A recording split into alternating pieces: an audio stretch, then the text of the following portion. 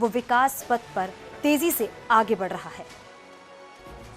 मुख्यमंत्री योगी आदित्यनाथ ने विधानमंडल के शीतकालीन सत्र के दूसरे दिन अनुपूरक बजट पर चर्चा के दौरान विपक्ष के नेताओं के सवालों का जवाब दिया।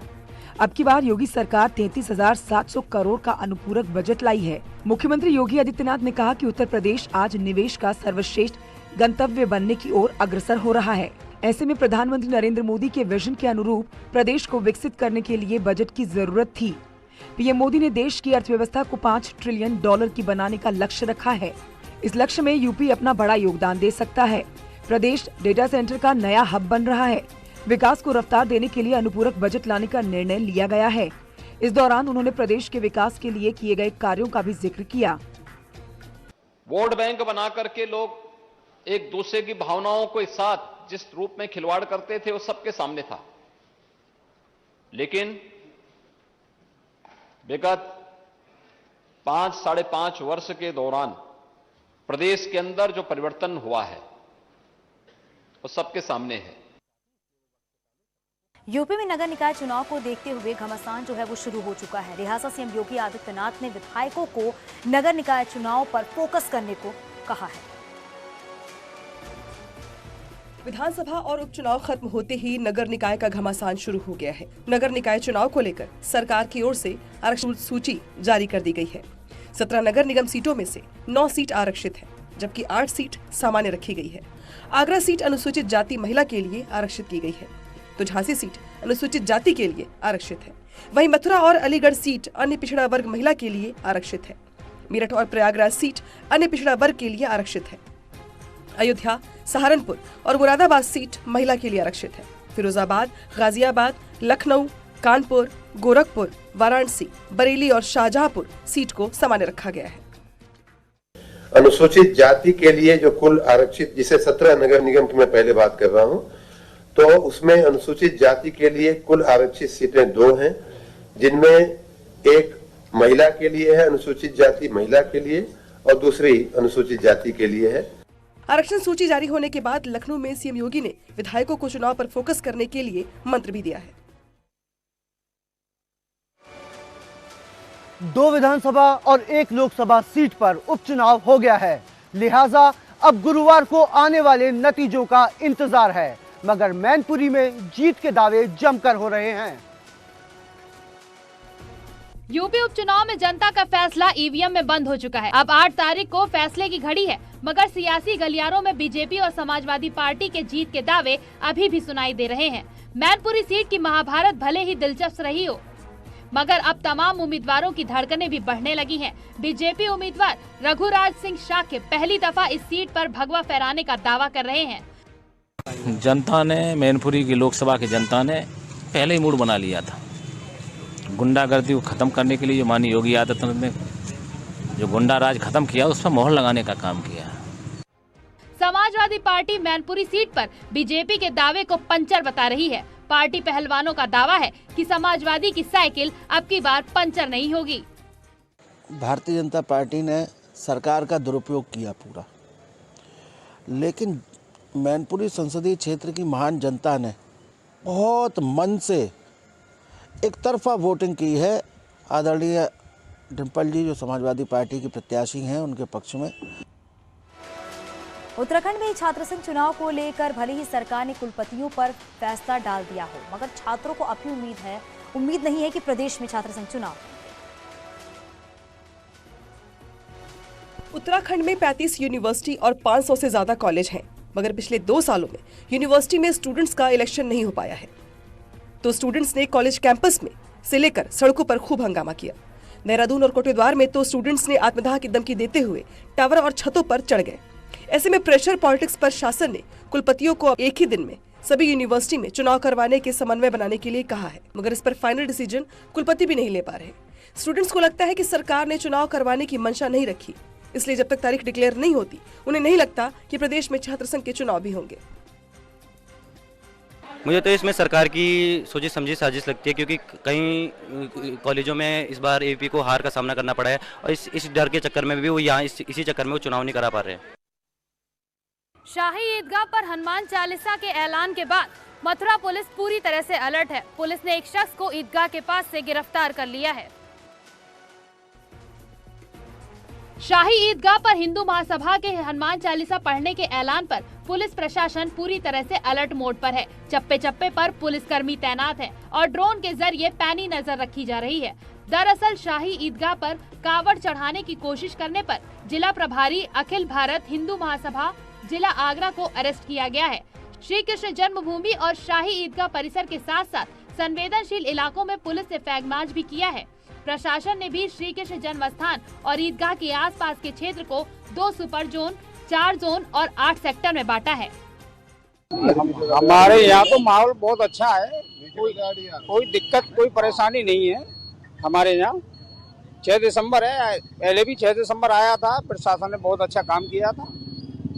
ये हिंदूवादी संगठन के जो नेता हैं, इनसे बचने का काम है, लोगों को अफवाहों से बचने का काम है। मेरठ में सिर कटी लाश मिलने से हड़कंप मच गया। वारदात के तार दिल्ली से जुड़े हुए हैं। मामले में पुलिस ने एक आरोपी को भी गिरफ्तार कर लिया है। मेरठ में 10 साल के बच्चे की सिर कटी लाश मिलने के मामले को सुलझाने में पुलिस एक्शन में है। फिलहाल पुलिस मामले का खुलासा करने का भी दावा कर रही है। पुलिस की थ्योरी के मुताबिक इस सनसनीखेज वारदात के तार राजधानी दिल्ली से जुड़ रहे हैं। दिल्ली के प्रीत विहार से पुलिस ने एक आरोपी को गिरफ्तार भी कर लिया है। आरोपी की निशानदेही पर मेरठ पुलिस ने शव का सिर बरामद कर लिया है। ये सनसनीखेज वारदात थाना इंचौरी क्षेत्र के नंगला ईशा गाँव की है, जहां गन्ने के खेत में 10 साल के मासूम की सिर कटी लाश मिली। सुबह के वक्त खेत में कुत्तों को लाश नोचते देख ग्रामीणों में दहशत फैल गई। इसके बाद ग्रामीणों ने पुलिस को सूचना दी। थाना क्षेत्र इंचौली के नगला ईशा ग्राम में एक बच्चे का शव मिला है, जिसकी उम्र अभी लगभग 10-12 साल प्रतीत हो रही है। ये हेडलेस बॉडी है और बच्चे का शिनाख्त करने का लगातार प्रयास किया जा रहा है। पश्चिम उत्तर प्रदेश में सिर कटी लाश पुलिस के लिए सिरदर्द बन चुकी है। मेरठ के इंचौली में आज 10 साल के मासूम की सिर कटी लाश मिलने से हड़कंप मच गया।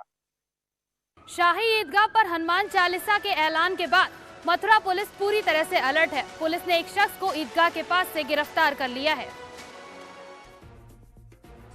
शाही ईदगाह पर हिंदू महासभा के हनुमान चालीसा पढ़ने के ऐलान पर पुलिस प्रशासन पूरी तरह से अलर्ट मोड पर है। चप्पे चप्पे पर पुलिसकर्मी तैनात हैं और ड्रोन के जरिए पैनी नजर रखी जा रही है।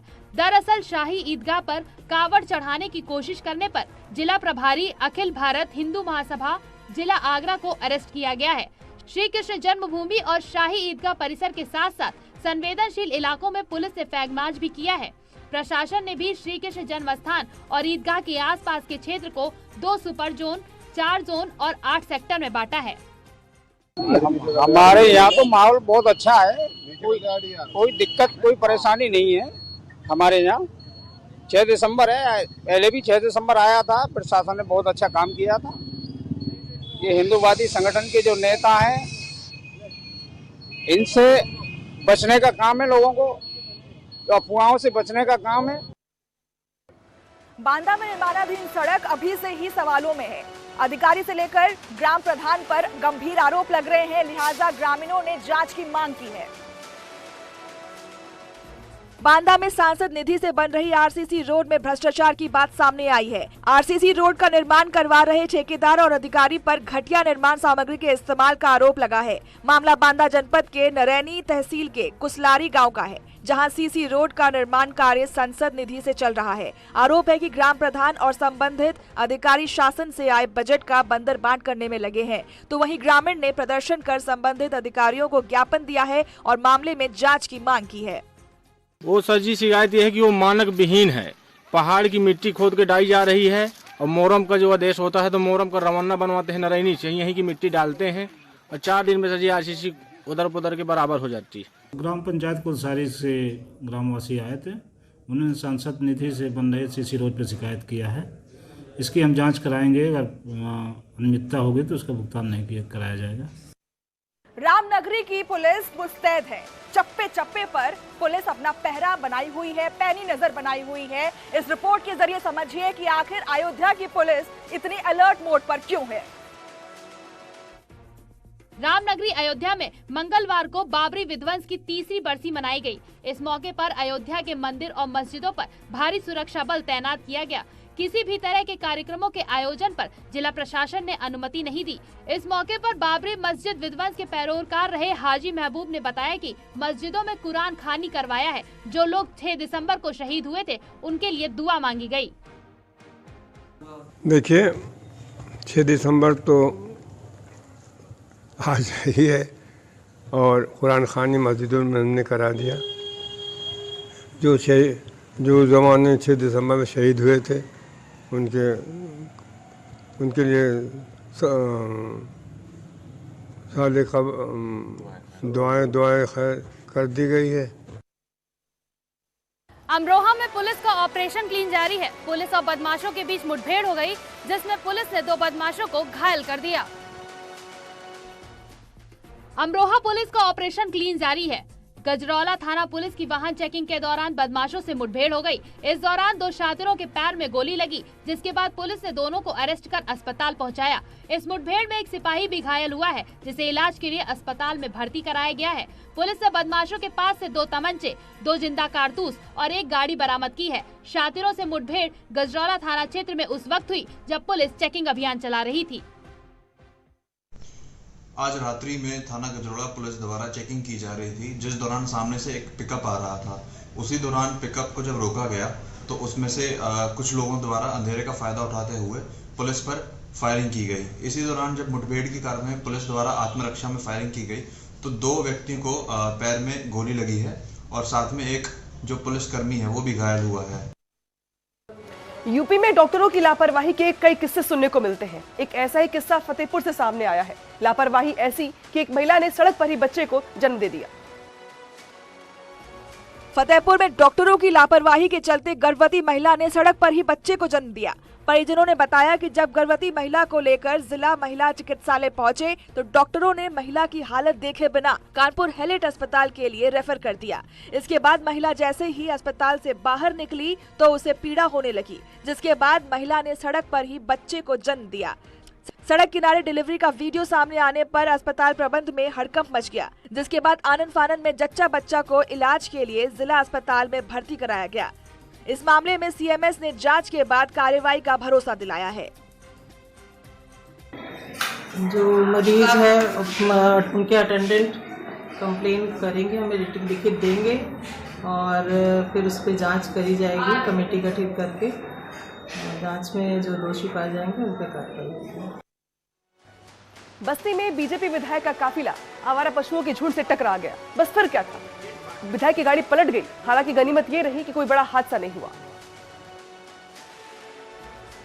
बस्ती में बीजेपी विधायक जयप्रताप निषाद सांड का शिकार हो गए। दरअसल बीजेपी विधायक के काफिले के आगे अचानक छुट्टा पशुओं का झुंड आ गया और देखते ही देखते विधायक की गाड़ी पशुओं के झुंड से टकराकर पलट गई। गनीमत रही कि विधायक बाल बाल बच गए, उनको हल्की फुल्की चोट आई थी। स्थानीय लोगों ने किसी तरह विधायक और उनकी सुरक्षा में तैनात पुलिस कर्मियों को रेस्क्यू कर गाड़ी से बाहर निकाला। बता दें कि ये हादसा तब हुआ जब विधायक विधानसभा सत्र में हिस्सा लेने जा रहे थे। तभी विधायक जयप्रताप निषाद का वाहन आवारा पशुओं के झुंड से टकरा गया, जिसमें विधायक की फॉर्च्यूनर गाड़ी सड़क किनारे पलट गई।